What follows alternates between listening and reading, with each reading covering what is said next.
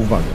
To nie jest zwykły film turystyczny, to kompendium wiedzy i doświadczeń godne topowej outdoorowej konferencji. Znajdziesz w nim kurs Leśne taekwondo kapeluszem, wykład z filozofii, komunikacja z najwyższym, Boże! poradnik, jak wyprowadzić packraft na spacer, konkurs, szarpanie gałęzi w wodzie na czas, warsztaty, budowa solidnej konstrukcji antyburzowej. Lepiej zapnijcie pasy, bo czeka Was prawdziwy rollercoaster doznań nie wiadomo czego. They don't know what the fuck they're doing. Do you understand that?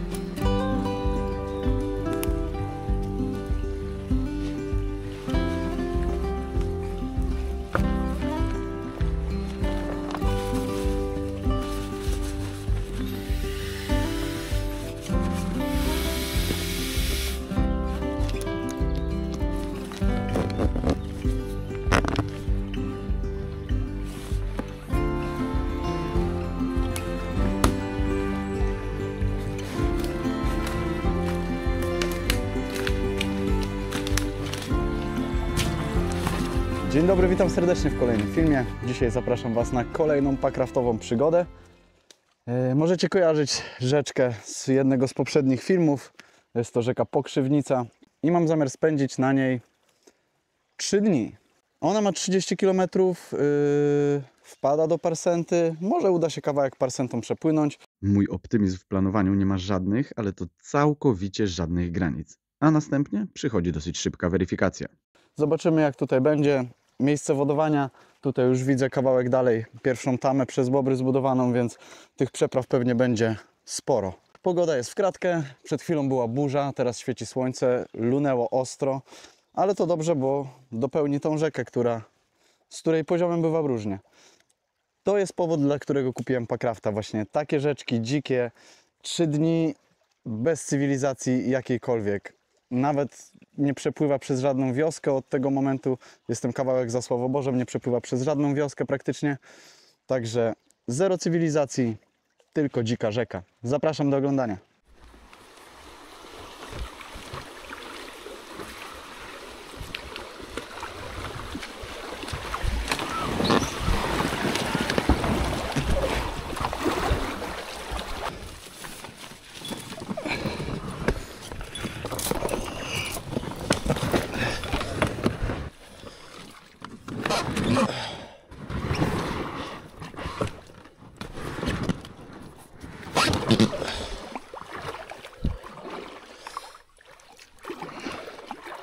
O, muszę Wam przyznać, że jest wesoło. Nie przepłynąłem jeszcze 200 metrów, a już chyba 5 czy 6 przenosek miałem. Także jest wesoło. Ogólnie całkowicie dzika rzeka, dosyć płytka. Szuram wiosłem gdzieś tam od czasu do czasu. O dno, tak samo dnem packrafta, o jakieś kamienie. Oho, uwaga. Oj, się zaczyna znowu.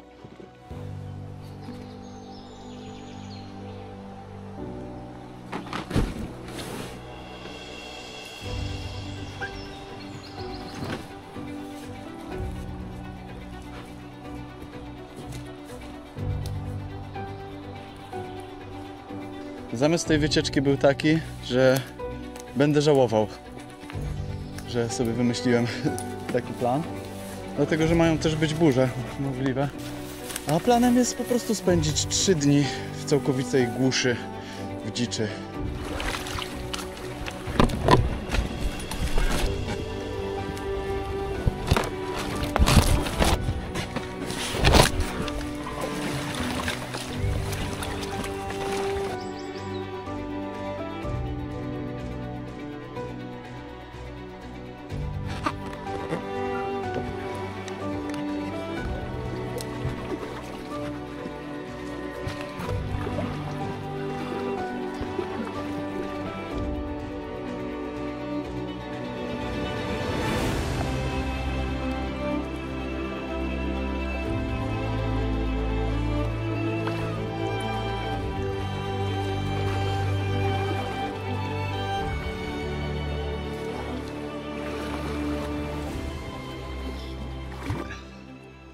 Ogólnie tak jak się spodziewałem.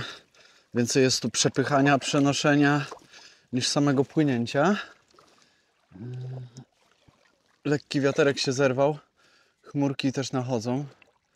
Więc nie mam internetu, żeby sprawdzić pogodę, prognozę jakąkolwiek. Więc nie wiem, czy po prostu nie będę...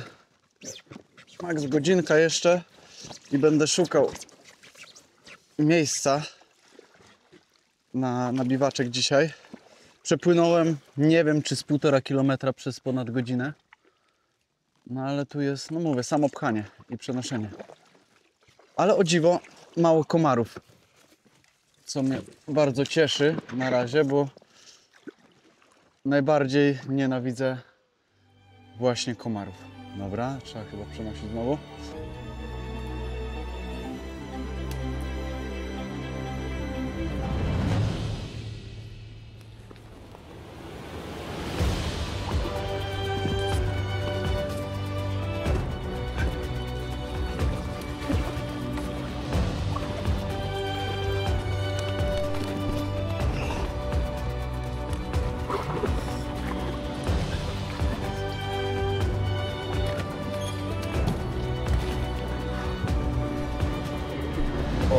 Co tu się dzieje?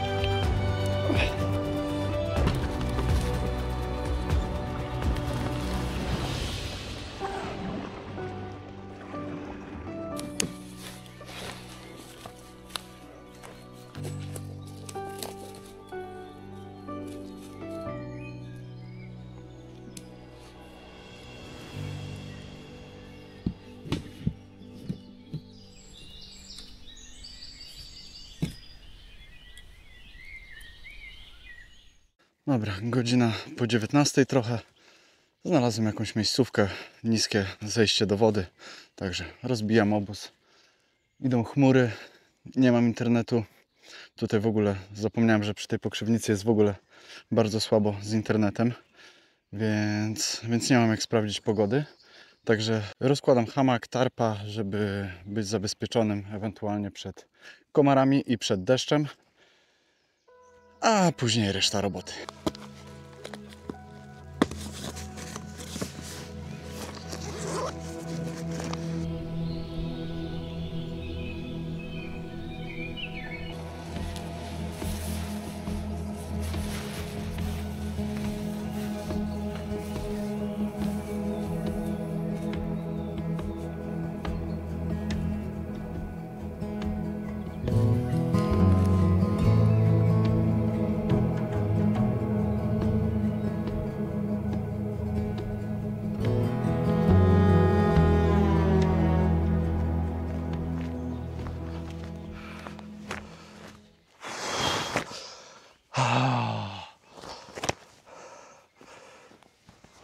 Właśnie zmarnowałem pół godziny na przenoszenie miejscówki, bo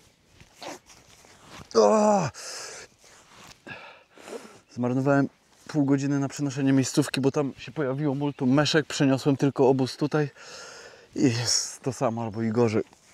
Boże, nienawidzę owadów, nienawidzę owadów.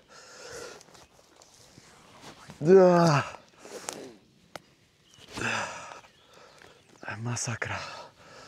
Przynajmniej komarów nie ma. Próbuję się jakoś ogarnąć, żeby wejść do hamaka. I tam już zjem lof i liofa. Zaraz sobie go przygotuję. I... Boże, wszędzie włażą.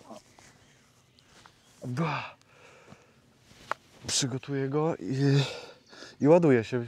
Będę siedział w namiocie, Boże, w hamaku.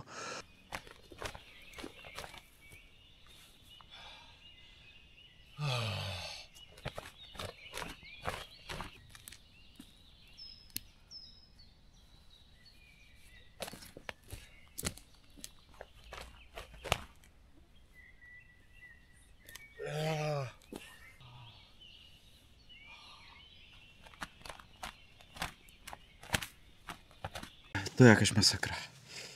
Nawet nie mam wam jak pokazać, ile tego jest. Bo są za małe, nie widać nic na kamerze. No jeszcze teraz komary zaczęły latać.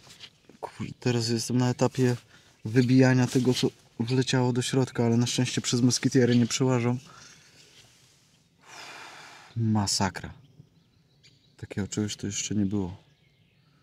Ale ogólnie na pocieszenie przepłynąłem 2 km dzisiaj. Także tu jest nieźle. Niezła rzeczka. Polecam. Jak ktoś lubi ostro dostać w ciry, to polecam. Mam riofa zrobionego. Będę go jadł zaraz tutaj w środku. No i nie wiem, posiedzę trochę, będę czekał. Może jak się zrobi ciemno, to się uspokoją te dziady. Ogólnie to miał być taki wypad, który da mi w kość, który wyciągnie mnie ze strefy komfortu, bo ostatnie biwaki, mimo że dużo łażenia, jakiejś tam aktywności było, to jednak te biwaki były takie dla mnie bardzo komfortowe, bo mi chłód jakoś tak nie przeszkadza bardzo jak owady, robactwo i wszechobecna wilgoć. To jest masakra. No to wilgoć to jeszcze tam, ale robactwo to jest masakra. Mnie tak żerą komary i meszki, że nie wiem. Kleszcze tak mnie nie biorą, co te dziadostwo. No i dodatkowo ciężka rzeka. Ciężka rzeka i taki sobie wymyśliłem plan. Miała być gorsza pogoda, miało padać. Teraz już dowiedziałem się, że ma nie padać niby do jutra. Jutro w dzień coś tam. Także pogoda, można powiedzieć, poza tą burzą przed samym startem dopisuje. Zobaczymy też, czy nie będę musiał jutro wracać. Dlatego też nie pojechałem nigdzie dalej, tylko jestem tutaj u siebie w okolicy, bo możliwe, że będę musiał jutro wracać. Ale no, docelowy plan jest, żeby do niedzieli płynąć. W sumie więcej chodzić i nosić na razie. Ale zobaczymy. Dobra.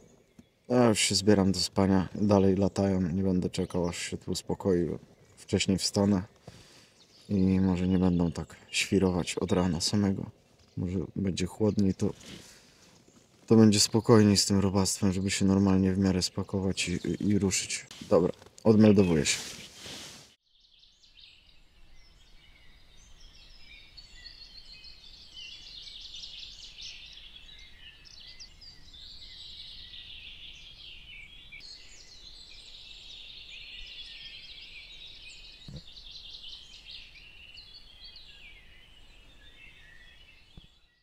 Dzień dobry, dnia kolejnego.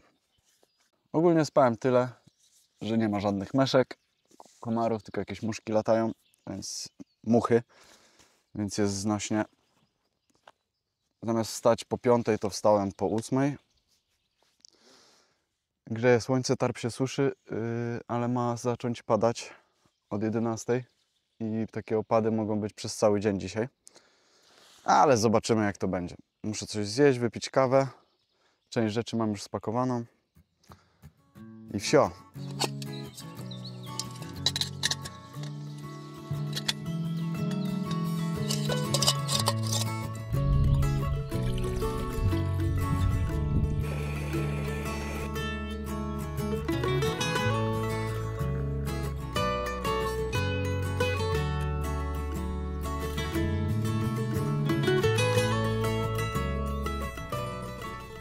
Na śniadanie sałatka z tuńczykiem i suchary tatrzańskie z suszoną wołowiną.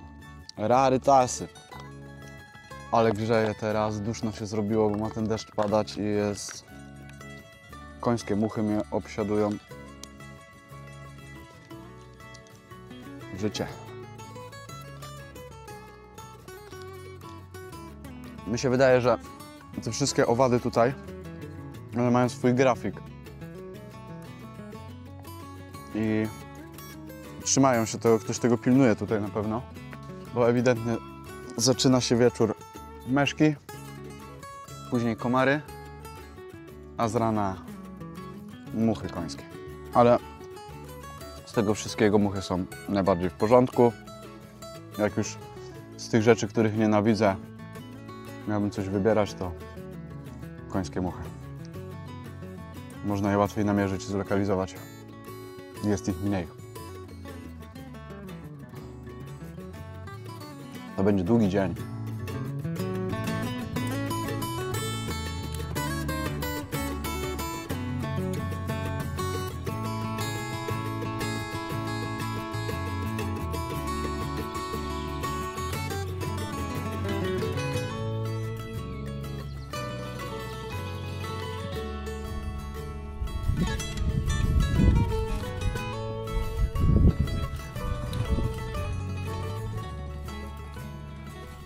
musimy sobie coś wyjaśnić.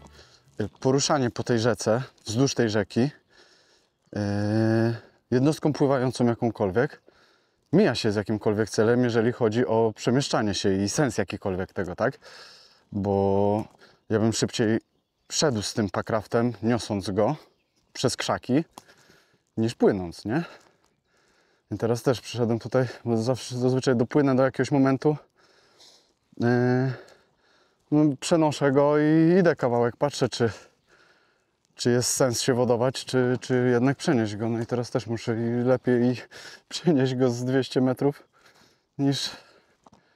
niż go wkładać do wody. Ale zobaczymy, może gdzieś dalej będzie szersza trochę, albo po prostu taki odcinek wybrałem. No ale tak miało być. Miało nie być łatwo, miało być dziwnie, ciężko, trudno. No ale mówię, jeżeli już to nie jest spływ jako taki, po prostu to jest robienie sobie pod górkę na siłę. No ale taki był zamysł z tego wypadu. Dobra, biorę go i idziemy dalej.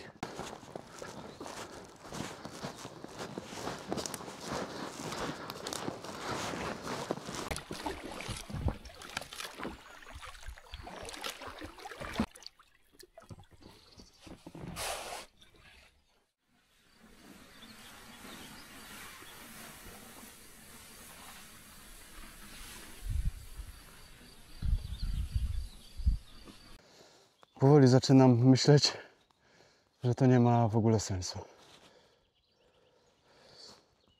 Czy lepiej nie spakować tego packrafta i po prostu nie pójść z buta. No bo nie płynę, nic nie płynę. Problem tutaj jest taki, że jest płytko. I nawet gałęzie jak są, to nie jesteś w stanie przepłynąć nad nimi, ani wyciągnąć je, bo ugrzęzły w mule. I no jest problem. A przepchać się też nie ma, bo jeszcze jak jest powalone drzewo, to na nim staniesz, przeciągniesz, a te gałęzie są najgorsze. Bo nie ma jak sobie z tym poradzić za bardzo. Żałuję, że nie wziąłem piły trochę, no ale to też bym spędził większość czasu na piłowaniu, a nie na płynięciu. To samo co wychodzenie i przenoszenie tak naprawdę.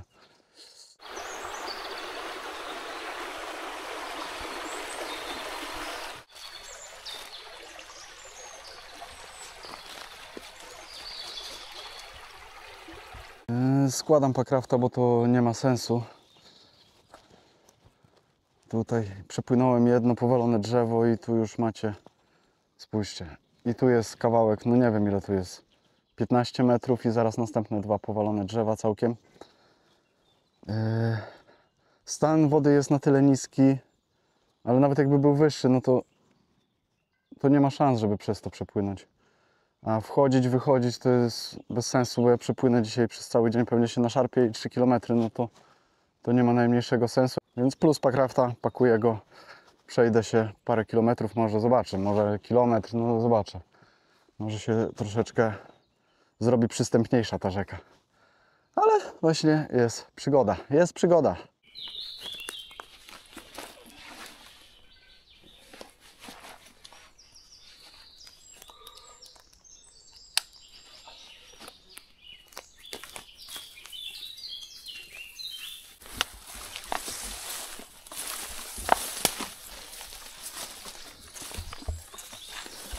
To jest niemożliwe.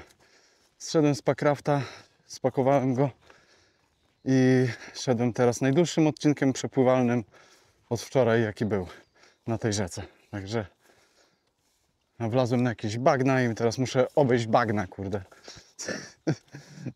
Niesamowite. Biednemu zawsze wiatr w oczy. Albo coś tam, nie? No nic, idę kawałek, przejdę się, bo się przejdę, a co? Mogę wszystko. Także idę, za jakiś czas może się zwoduję, albo zobaczę. Jeszcze czekam na telefon, zobaczymy, czy trzeba będzie wracać do cywilizacji.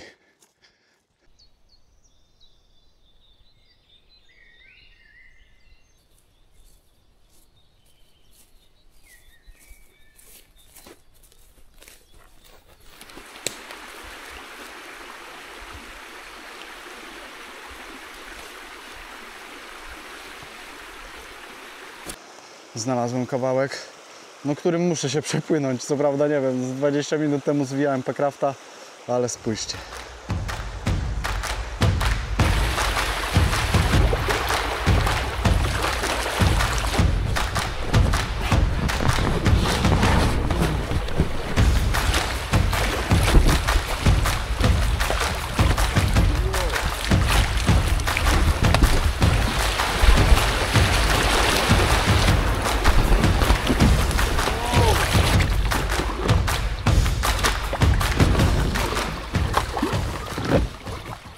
Tu jest jeszcze kawałek takiego hardkoru trochę, ale zagrzmiało przed chwilą tak, że się lekko zląkłem przepłynąć. Jednak tych drzew tutaj dużo się wali, no. Nie wiem co robić.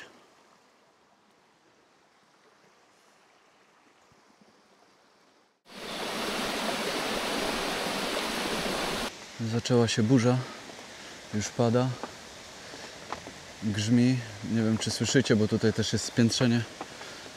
Stwierdziłem, że przeczekam to pod takim schronieniem. Nie jest to najlepsze miejsce na burzę, no bo są drzewa, ale nie miałem możliwości gdzie indziej tutaj się ewakuować, więc znalazłem miejsce, gdzie teoretycznie drzewa są przychylone w inną stronę, w innym kierunku. To nie musi znaczyć, że nawet jak będą spadać, to spadną w tamtą stronę. Ale jakieś tam drobne poczucie większego bezpieczeństwa jest. Także poczekamy sobie trochę.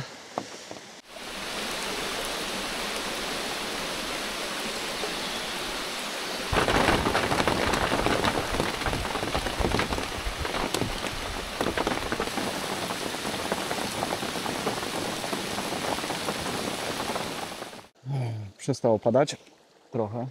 Jeszcze coś grzmi, ale no płynę dalej.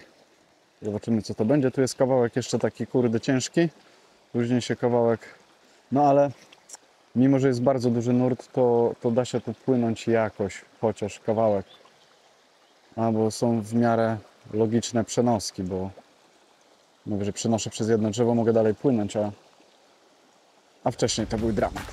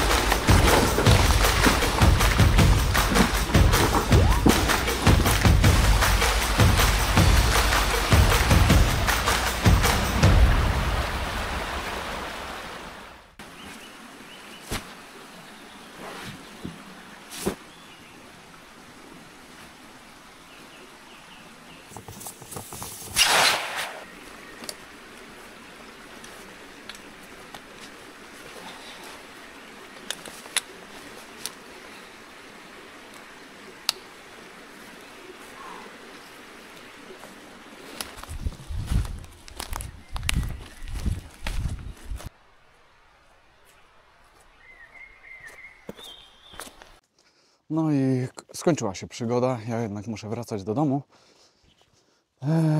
Rzeka od Sławoborza, hardkorowa, nie nadająca się do płynięcia. Po prostu jak ktoś chce sobie zrobić krzywdę, że tak powiem, tak jak ja, no to polecam. Inaczej nie polecam. Ale tutaj już za Sidłowem, a najlepiej jest jeszcze taka malutka wioska, czy coś tam na mapie, Rokosowo-Młyn. Przed Rokosowo-Młynem już zaczyna się robić naprawdę fajnie. Trochę wcześniej rzeka naprawdę ma odcinek taki górski, Zresztą widzieliście. Świetna, świetna. I tutaj powinienem zacząć. No ale szkoda, że muszę wracać, bo się robiło ciekawie, że tak powiem. Odnośnie Packrafta jestem zaszokowany jego wytrzymałością, naprawdę. Kamienie, szorowanie po dnie, po gałęziach, powalone drzewa, czochranie go wszędzie. Już w pewnym momencie odpuściłem jakąkolwiek kalkulację, ładowałem się i tam się nic nie wydarzyło. Także naprawdę kawał dobrego sprzętu za dobre pieniądze według mnie. Tym bardziej na takie właśnie drobne rzeczki, no, gdzie nie płyniesz jakoś bardzo szybko i ta prędkość i tak jest średnia, że tak powiem. Jeżeli ktoś by się zastanawiał, czy to wytrzyma cokolwiek, taki pontonik, no to nie jest zwykły ponton. To jest używane specjalne materiały, no i one są wytrzymałe. Aż zadziwiająco wytrzymałe. A odnośnie jeszcze tego, jak hardkorowa jest to rzeka, no to przez 2 dni przepłynąłem 4,5 km. Także sobie wyobraźcie, gdzie standardowo płyniesz nawet wolno Packraftem, to jest 3 km na godzinę. Także no, było co robić. Mam nadzieję, że się podobało. Ja sobie trochę dałem w kość, ale o to też chodziło. Dziękuję Wam bardzo za kolejną przygodę. Zostawcie klasycznie po sobie jakiś ślad, lajka, komentarz, udostępnijcie, niech i Wasi znajomi to zobaczą. To pomaga naprawdę. I co? Dziękuję Wam jeszcze raz i do zobaczenia do następnego. Cześć!